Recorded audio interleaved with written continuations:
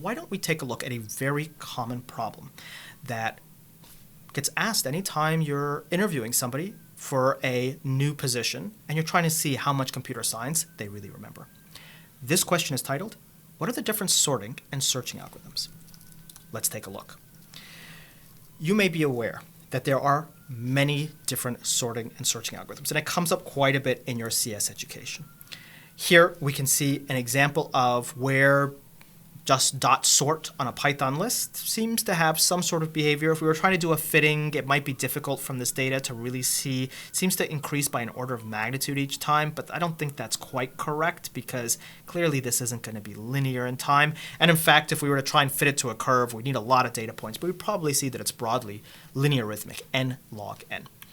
Anytime you're looking at some sort of quadratic problem, and you know that those are the ones that you're really worried about because quadratic will work fine in development and blow up in your face in production because that quadratic curve is just so shallow until it suddenly becomes very steep and then you're ruined.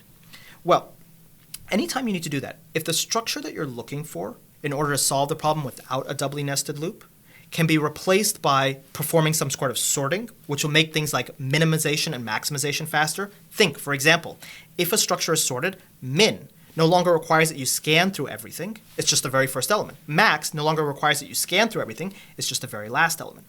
Well, if that's the case, then a pre-sorting can introduce some optimization that can take an n-squared loop and turn it into a linear loop. But the question is, how much am I paying for the sorting? And sorting is one of these places where we see this linearitmic show up all the time because the theoretical lower bound on a generalized sort is n log n. Let's take a look at two common sorts that may have come up at some point in your education. Here we have the implementation of a selection sort and a bubble sort. And broadly, you can see the mechanics of these are quite similar. In fact, they are so similar that we can implement the selection sort and the bubble sort with the exact same operational loop. It's just performing in-place swapping of elements on some data structure. And in the selection sort, we just determine what we want to swap by going through each possible index and finding the minimum value that occurs after that index.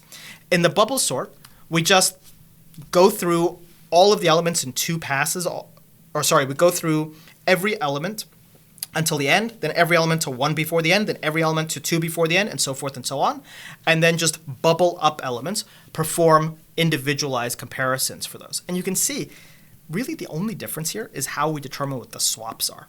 I think this is a pretty interesting result, being able to implement these two seemingly very different sorts, where the only difference is the identification of the swaps. And this gives us some intuition as to why it might be the case that these swaps have the performance characteristic they have, because clearly we can see a double for loop here.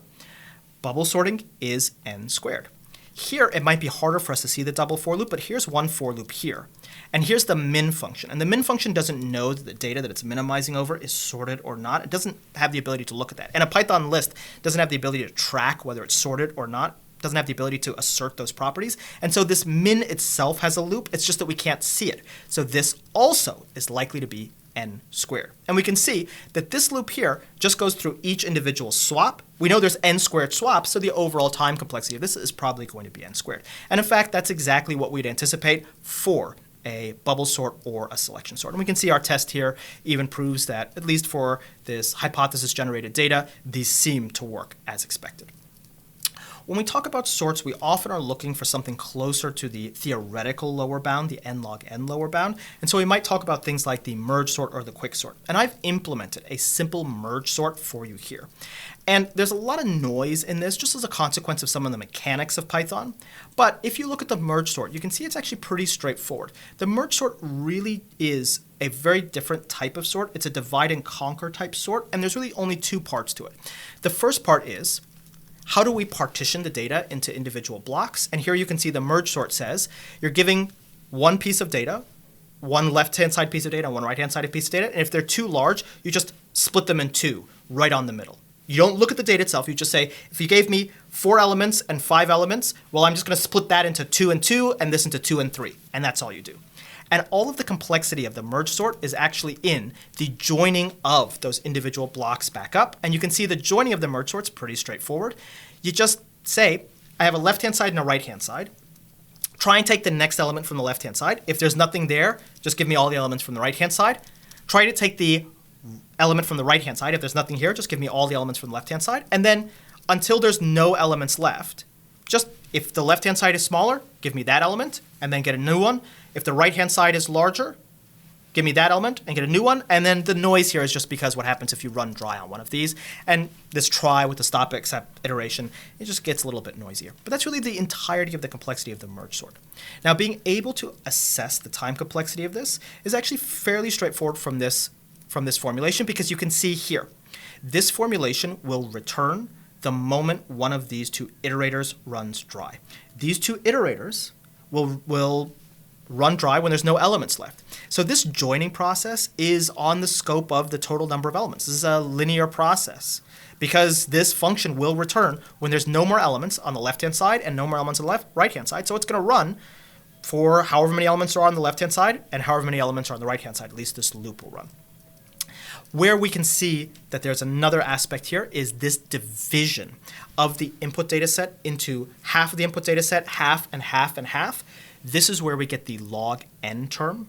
What you can think is any time we're dividing some data once in half and then again in half and then again in half, well, the total number of divisions we'll do will be on the log base 2 of the total amount of data. And so we can think that the partitioning side of this is log n. When we combine that partitioning side with the joining, note we do one join for every partition, then we can see why this is n log n. And we can apply the exact same thought process to a quicksort.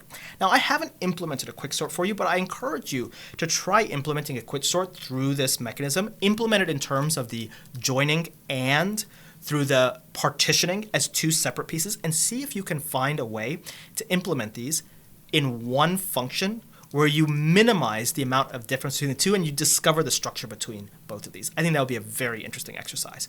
But I'll pass that over for another question related to this. One of the common things that comes up is, what structure are we missing in order to answer a question easily? For example, if we want to find the minimum or maximum value of a data set and it's sorted, then that's a very fast thing to do. If we want to identify if an element is in a data set and it's sorted, that could also be a potentially very fast thing to do. But Python does not track that information in its built-in data structures. In other words, if I try to identify if an element is in this list, it doesn't matter if I pre-sort this or not. I'll see the exact same time complexity because a Python list doesn't track that it's sorted or not. It's not like a pandas index that theoretically would be able to determine whether it's monotonic or not and would be able to say, oh, I'm monotonic. Therefore, if the element is here, it's going to probably be at some particular position. However, we can write a function in order to make use of this sorting characteristic, as long as we're sure, of course, that the data itself is sorted.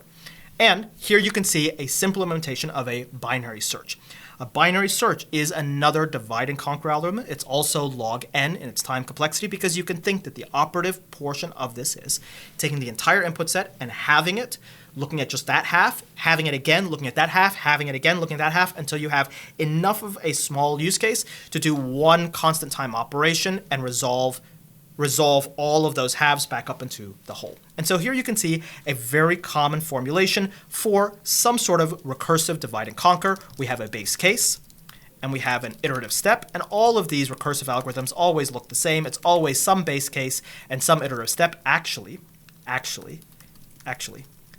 this is the base case, here and here, and the iterative step is here. And you can see in the iterative step, we're just re-invoking this with effectively half of the data because our midpoint is just our midpoint index. And what we'd anticipate is this should be faster than a linear search because it's going to search in fewer places. Here we can begin to see a little bit of how our thought process for algorithms and data structures can actually tie into choices that we might make in the code that we might have in order to make sure that our code doesn't blow up on us in practice.